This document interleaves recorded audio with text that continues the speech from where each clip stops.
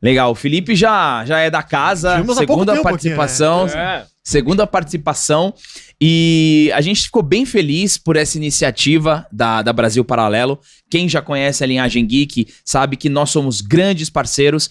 E eu lembro lá atrás, Felipe, quando você ainda usava mullets, né? E eu sou a favor de voltar com mullets, quando você anunciou a BP Select. Eu adoro um corte de cabelo mais antigo, né? André sabe. É verdade. Quando vocês começaram a anunciar, né, a BP Select, entraram com os filmes, a Brasil Paralelo sempre se destacou muito pela sua produção de documentários. E, de repente, uma obra de ficção. Então eu já queria que você já contasse pra gente como que nasceu essa ideia e como que foi colocá-la em prática. Bom resgate, né? Porque ali naquele momento que foi o lançamento da EP Select foi um divisor de águas ali na história da Brasil Paralelo, né?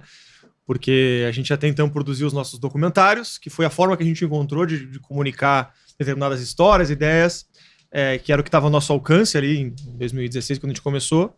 Isso foi crescendo até que chegou o dia que a gente queria começar a trazer filmes, né, ficções, né?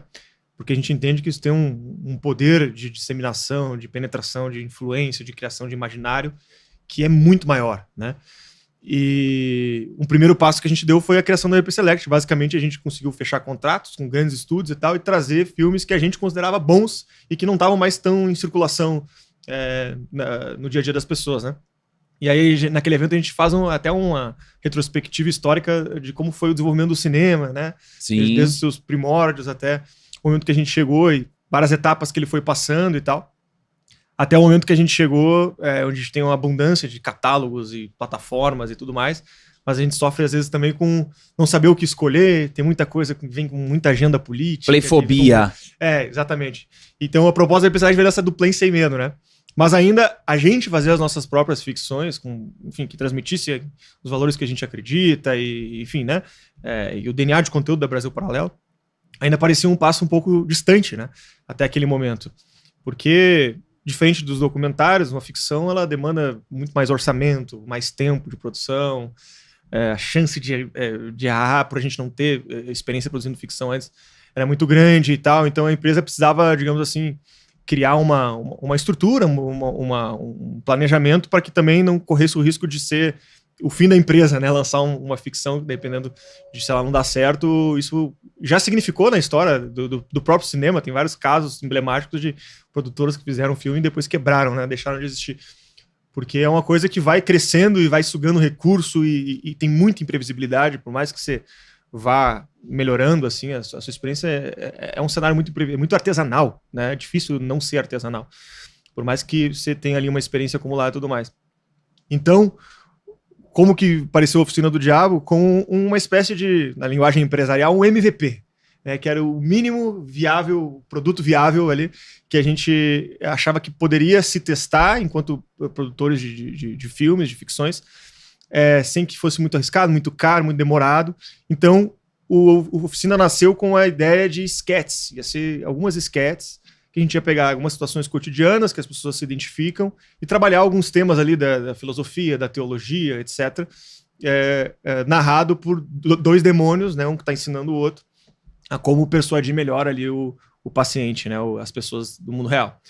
Mas ia ser uma coisa super modesta, era o diabo que está aprendendo, uma ou duas pessoas ali do mundo real, ou três, tudo numa mesma locação e tal, e começou assim, como um laboratório mesmo, era para ser uma coisa rápida, mas a gente foi picado pelo, né, a abelhinha da ficção e tudo mais, e aí o pessoal começou a se empolgar, a história começou a crescer, e a gente começou a se afeiçoar, se apegar pelaquela história, e como a gente já estava gostando do que estava saindo, a gente, vamos mais um pouco, e se de repente tivessem outros personagens, e aí... o famoso por que não, né? Por que não? E aí você vai trazendo o papel, é tudo tão mais barato, né? Mais simples e tal. Mas a gente, aos poucos, foi ganhando confiança. E aí a coisa foi crescendo. Aí de 4 personagens virou 20, de 2, 3 locações virou 30, e assim foi, né? E aí a coisa foi crescendo, acabou demorando mais para sair, custando mais do que a gente tinha imaginado. Mas tudo surgiu um pouco dessa ideia de achar alguma coisa que a gente pudesse testar, que tivesse a ver com os nossos valores, comunicasse, né, valores que tem a ver ali, no caso desse filme, com fé, com teologia, com sociologia, enfim, vários elementos que passam ali por dentro daquela história, e que a gente achava uma boa forma de abordar aquilo. E teve, enfim, uma série de influências também que eu estava assistindo e lendo na época, que obviamente influenciaram nesse início. Eu lembro que tinha um filme que a gente é muito fã lá, que é o Advogado do Diabo. Opa! Que tem o diabo... Não chega a ser um inferno, mas ali a dinâmica deles retratada numa dinâmica empresarial ali, de advogados e tal. E o Al Pacino tem toda aquela elegância, aquela coisa. Então é um filme que a gente gosta muito. E tinha saído também um filme que se chama... O Diabo de Cada Dia, na Netflix. Porque eu gostei muito do filme. Que tem toda aquela atmosfera... Né? Tom Holland, Robert Pattinson. Que tem toda aquela atmosfera interiorana e tal, aquela coisa de época. E a gente, enfim, bebeu também bastante disso. E várias outras fontes e tal. Então a história começou assim, mas era pra ser uma coisa pequena. Foi crescendo, a gente foi dando vida para aqueles personagens. E aí virou o que foi, né? Eu me lembro de uma coisa muito forte que eu acho que está presente ali na história, que foi um conselho de um padre que ia celebrar o meu casamento, tá? Para me casar. E aí, algumas semanas antes do casamento, a gente estava ali preparando as coisas, a gente começou a se estressar um monte, eu e minha esposa começando, noiva na época, né? E aí, pô, por que isso está acontecendo? A gente sempre tinha se dado tão bem e tal. Aí eu tava falando com esse padre, e aí ele me contou uma história de um livro que se chama Sermões, do Padre Antônio Vieira, que ele conta a história de uns anjos que estão passando por um lugar, e aí esse lugar tá todo degradado, destruído e tudo mais, e ali não tem nenhum demônio, né? E ele questiona, por que aqui não tem? Cadê os nossos aqui nesse lugar? Os nossos não, né? Os demônios, né? E aí eles passam na sequência por um outro lugar, tudo ordenado, harmonioso, as pessoas buscando ser mais virtuosas e tudo mais, e ali no céu, cheio de demônio, assim, né? E aí a mensagem é um pouco essa, de que ali meio que o trabalho já tá feito, eles automaticamente vão acabar se perdendo, né? Onde a gente precisa atuar e mostrar nossas ferramentas é aqui onde a coisa tá. Então a história tem muito a ver com isso, né? Ele vem de um processo ali, o Pedro, que ele tá tendo alguma ascensão na carreira, sim, né?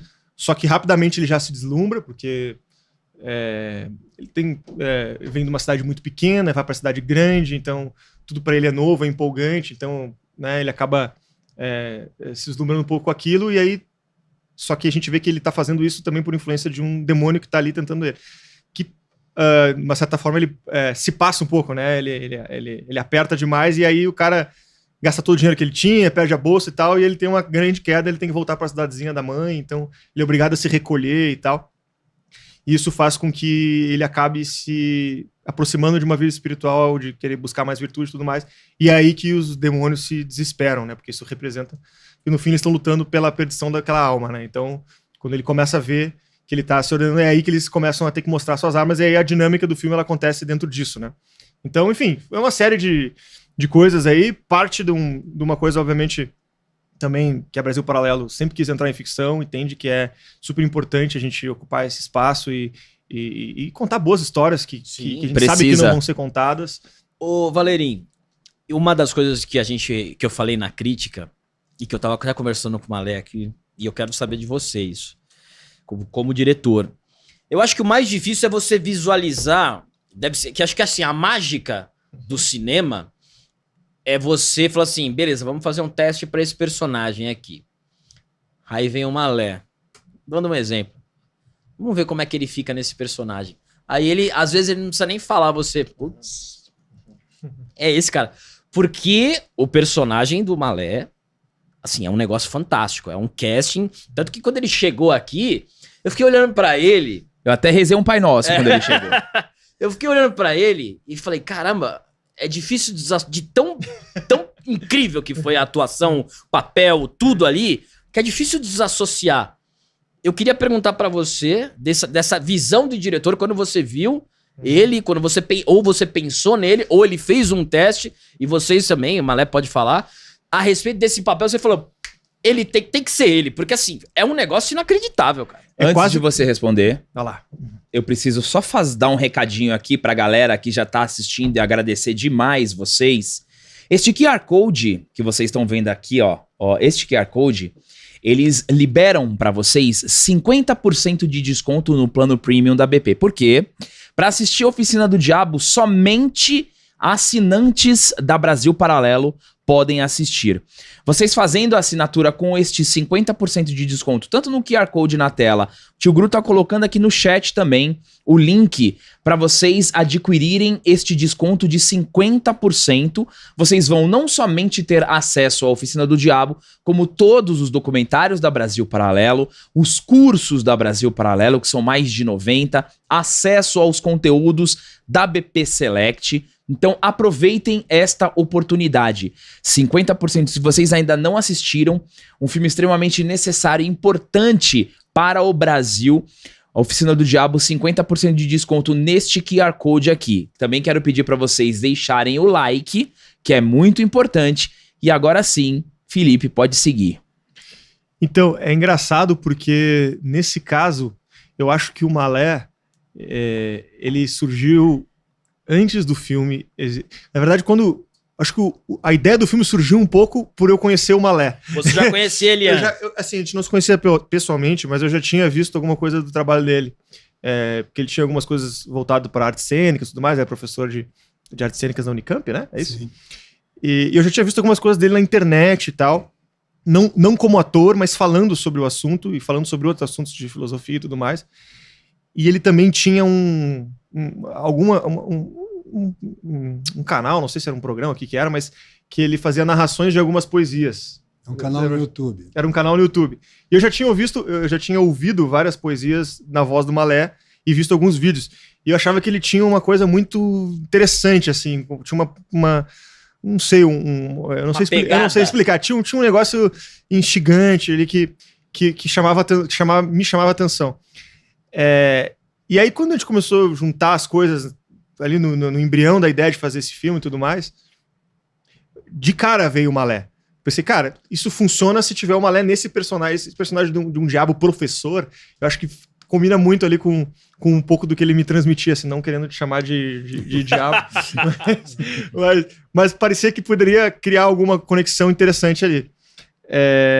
Então, quando surgiu, foi a primeira pessoa que eu fui falar, antes até da gente pensar no resto do casting, se ia fazer ou não, nos desdobramentos de mais detalhes, assim, a gente tinha um primeiro rascunho ali de roteiro. Eu me lembro que quando surgiu a ideia, eu fiz um roteiro, assim, um pedacinho de roteiro, um trechinho do que seria as esquetes, né? No avião, assim, indo para Porto Alegre, que foi quando deu a ideia. E aí a gente fez umas ilustrações, colocou isso numa edição com a trilha, que foi a trilha que ficou no filme depois. Só para entender essa dinâmica, como é que seria no audiovisual, né? E aí já era meio que assim, o bonequinho já era meio que imaginando, ele não sabe disso, mas já era meio que imaginando ele no papel.